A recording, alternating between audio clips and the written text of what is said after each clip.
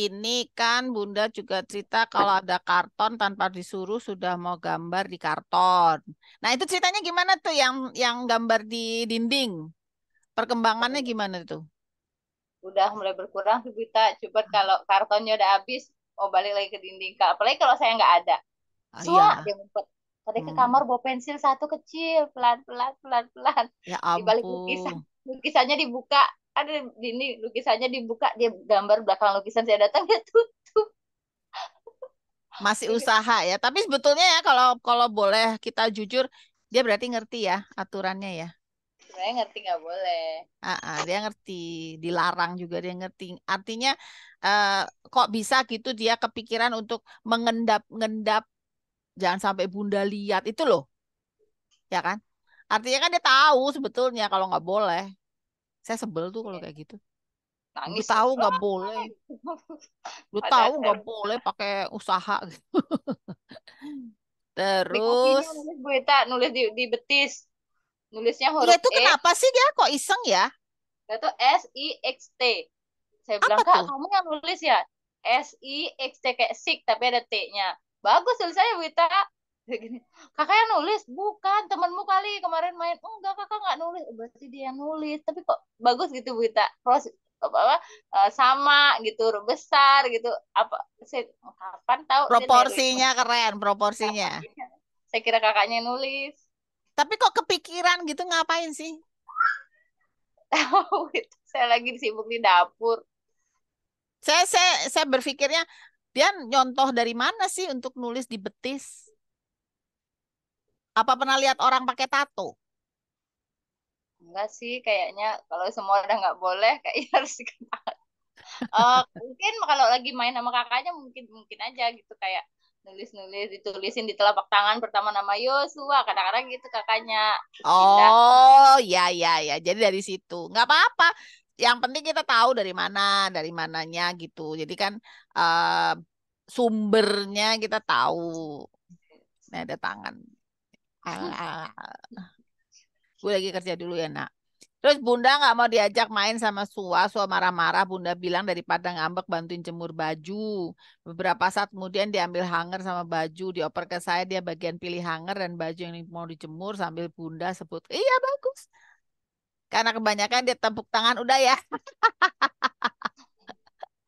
Deh ye ye ye gitu-gitu dikit lagi ye oh udah nggak mau lagi. Ah, ah.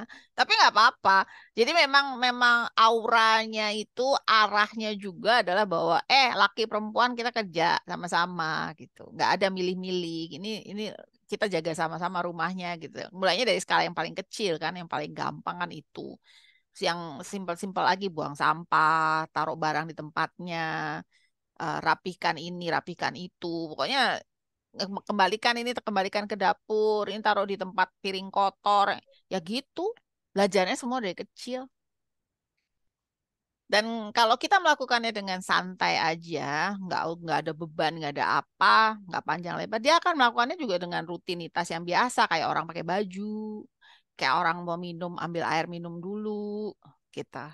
Kayak mau pergi pakai sandal, sesimpel itu gitu. Nggak ada upacara, nggak ada, oh harus gini harus gini, enggak. Gitu.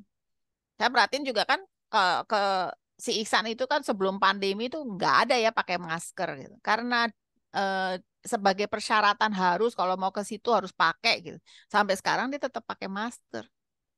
Padahal di mall itu kan udah nggak harus. Tapi masih banyak yang pakai. Tadinya saya juga enggak. Tapi kesemenjak saya sering asma gara-gara polusi, saya jadi pakai. Nah, itu dia juga jadi sekarang jadi santai semenjak bapaknya pakai sama enggak santai-santai aja gitu. Tapi dia mengharuskan dirinya sendiri pakai. Bahkan Hmm. lengkap masker sama face shield gitu. Menurut saya ya ya udah terserah lu gitu. Dia nyamannya begitu. Jadi karena rutin ya dulunya. Saya pikir tadinya saya mau bilang udah nggak usah. Terus saya mikir-mikir lagi. Lah nanti kalau ke rumah sakit gitu kan harus. Kalau ke rumah sakit kan masih harus. Kayak saya konsultasi atau apa sayanya nggak sakit, tapi seluruh di situ pasien sama dokter semua pakai, ya udah deh pakai aja gitu kan. Nah, jadi saya mikir, biarin aja deh si Iksan. Toh dia tahu kalau makan nggak usah pakai. Terus di balik face shieldnya itu maskernya sering turun, jadi juga santai aja gitu, nggak panik. Karena saya takut, misalnya nih kita mau pergi naik apa-apa, terus muncul lagi peraturan baru, kan peraturan ganti-ganti ya. Saya mau dia fleksibel gitu. Nah itu semua terjadi karena rutinitas. Nah Bu Niluh, bayangin aja, nanti kalau Sua udah gede, anak-anak udah gede, apa ya yang saya mau anak-anak saya bisa sendiri gitu. Kayak sekarang kan si si Grace kan udah ngurusin cucian, udah ngurusin kan santai aja tuh, Bu Niluh ngajarin aja. Sua juga bisa. Karena itu kan kelemahannya siswa kan satu, nggak bisa ngomong, Hmm. nggak secanggih orang lain. Tapi keterampilan apa aja kalau kita ajarin, bisa-bisa aja gitu, ya kan? Nah, jadi saya pikir asik nih diajak diajak, ayo jemur baju sama bunda, ayo sini sama bunda gitu, ayo ikut ikut sama ayah, ayah mau anu gitu. Jadi dia biasa aja.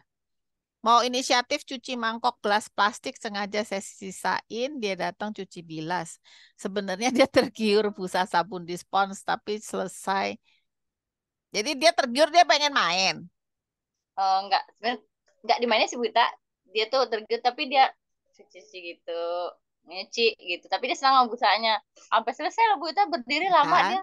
Keren kan? Nah itu maksud Keren, saya. keren. Kalau kita ngajarinnya santai-santai aja, seolah-olah itu memang sesuatu yang biasa gitu. Kayak orang gosok gigi, kayak orang cuci muka. Mereka ngerjain kerjaan-kerjaan yang, kalau kita kan, ini lagi gitu. Makanya bagi tugas aja rame-rame gitu. Dan buat mereka yang energinya banyak banget nih, dia jalanin gitu. Kan nggak kebayang zaman dulu dia bisa kayak begitu. Terus yang ini ya saya takjub banget nih. Sua ajak kakak main, kakak lagi sakit nangis nggak mau. Sua tetap paksa. Terus bunda ambil tangan Sua taruh di dahi kakak, bilang kakak lagi sakit panas, terus dia berhenti. Ih gila keren banget loh. Artinya kan dia ngerti, ya nggak? Itu jadi karena bundanya juga bersikapnya santai aja, ngasih tahu, ngelarangnya juga biasa aja, dia jadi ngikut. Nah itu yang saya pingin dipertahankan.